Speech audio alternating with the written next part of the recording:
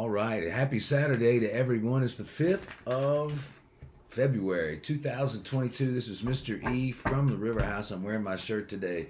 Make only the agreements you plan to keep. So I don't know, maybe that's a theme. This is my daily BS report. We are back with a message from the black sheep to the black sheep. And I have a tarot deck here, my Black Sheep Tarot, 514 Black Sheep Tarot, and the 514 accompanying Wisdom Oracle. And between the two, we get a message out. So the Black Sheep Tarot deck is all the characters, the beautiful, enlightened, fantastic, beautiful, amazing people that have come through the River House all through the years that have brought their music and brought their medicine and brought their love and brought their gifts. And anyway, so after 8 years, I just noticed everybody was simply a character in the tarot deck. So I've put it all together, and everybody that's come through here, and the land, and the books that have been written, everything, it's all right here. So we're going to see what the black sheep have to say today. And I'd love to do a personal reading, do some coaching with you, be an inspirational force in your life. Let me know how I can do that. All right, so let's ask the cards to give us a black sheep message for humanity today. The world is changing, folks. It's changing fast. We're having to choose love or fear, over and over and over and over. And we've noticed that it was a lot easier to say yes. It was a lot easier to say yes to love rather than fear, some time ago. And as the pandemic moves forward, people are really getting pressed. All right, so we got 4 cards today. First card out, Prince of Daggers. Prince of Daggers. This is not an offensive position with the dagger. This is this is what I stand for energy. And like what I was just saying, in terms of as things move forward and the world's changing quicker, we keep getting these choice points. We're going to choose love or fear, love or fear. And the choice is always love. It's always love. It's always love. There is no other choice. There is no other choice than to choose love. But what happens to us is we get these daggers in our mind, and we believe that there's other choices that we ought to segregate or judge or be unhappy or not be fulfilled, all that. And all that's simply just a new choice that we must make every day, is to go back to love, back to love, back to love. And that's okay, but that's what it's going to take. That's what the world is asking of us right now with these incredible circumstances of change that are happening. So second card up is New Perception. It's amazing. This card, and what a beautiful card.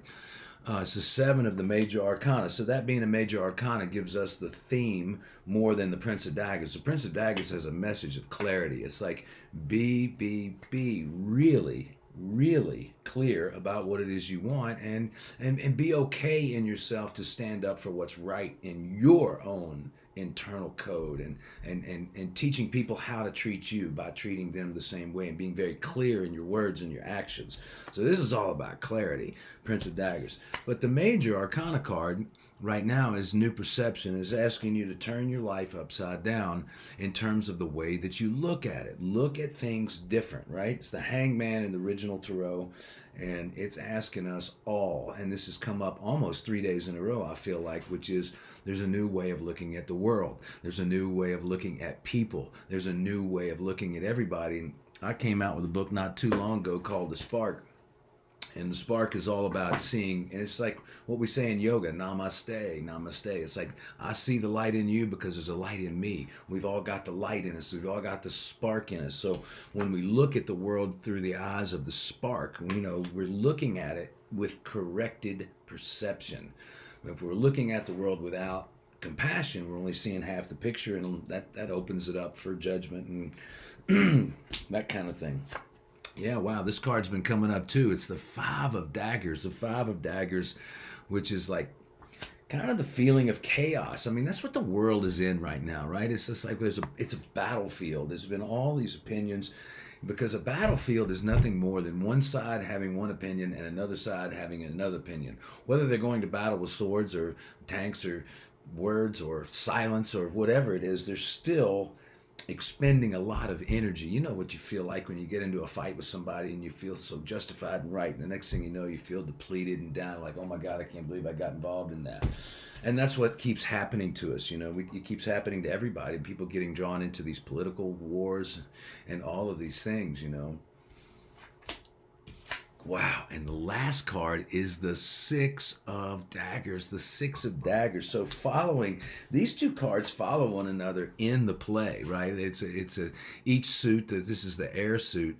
The daggers is all about the mental energy, and it's interesting because you can see just the color of this card, and it's like almost like smoke over the battlefield. It's like everybody going, oh, when the Six of Swords come in, you see they're all aligned, and so the Six of Swords has a very linear pattern to it. It means the thoughts are more organized, and it usually symbolizes walking away from a difficult situation. So we can always feel good when we have let go of a situation and our mind reorganizes itself and we relax. We just relax, and yeah, so get really clear, look at life differently. Let's pull some wisdom oracles, see if we can really find the thing. So we're always, it's interesting, right? Lots of swords here. So that means that this read is about thought. It's about our decisiveness. It's about the way that we act in the world in terms, like, in other words, eventually the way you think is going to come out into your actions. It's just the way it is. And if you've got some old thoughts in there that, or some, old traumas, whatever it is, mental constructs about how people are out to get you perhaps, or how you always get left behind, or how you're not enough, or whatever it is, it's like,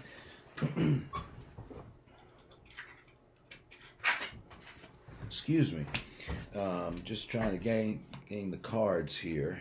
All right, so we need one more card. We got 3 cards so far.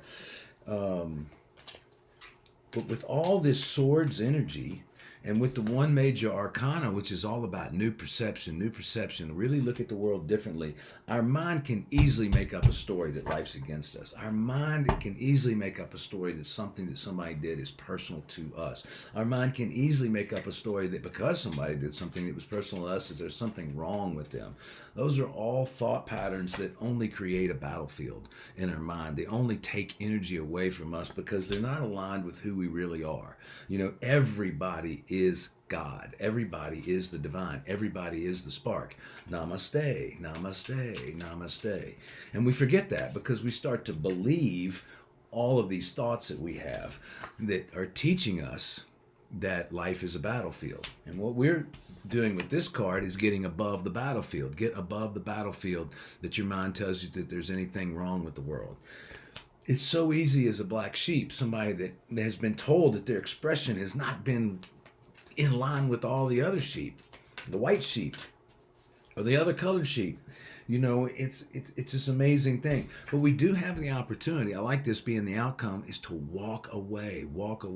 We can always choose to walk away. Christ said, turn the other cheek. And what Christ meant was, if somebody hits you or even calls you something, a name or whatnot, then if you strike back, even with a thought, even with the words, and even with your fist or with a knife or whatever it is, if you strike back, the law of love, the law of karma, which is the same thing, giving and receiving are the same thing, that if you're angry about that, then guess what? You've made yourself angry based on somebody else's situation, and now you've got a battlefield in your mind.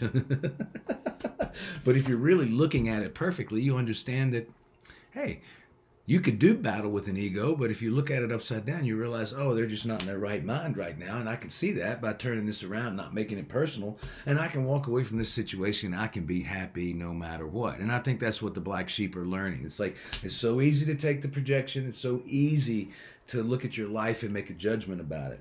But when you get clear in who you are, align your thoughts. This is who I am. This is what I stand for. This is how I want people to treat me. This is how I want to treat people, and get really clear and let those thoughts then pave the way for your life experience. All right, so now we got 4 cards.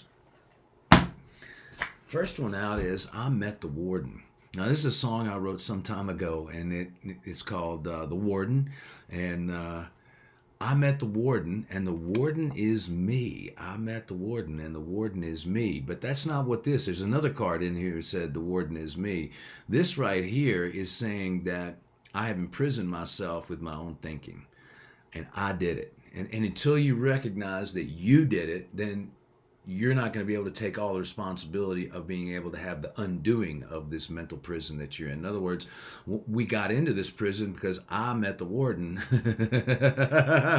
I put myself behind these bars of swords, these thought patterns. I imprisoned myself, so I met the warden.